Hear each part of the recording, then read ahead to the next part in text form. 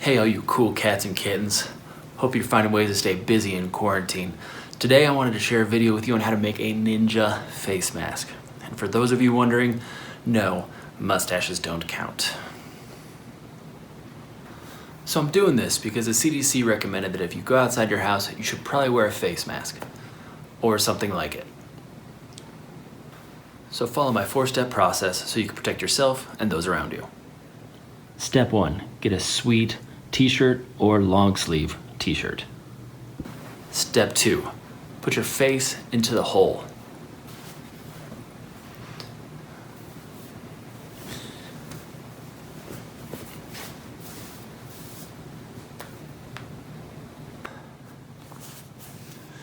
Step 3, tie the sleeves behind your head.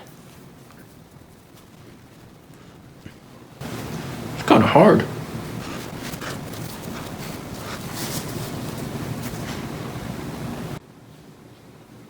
Step 4, fight the virus away.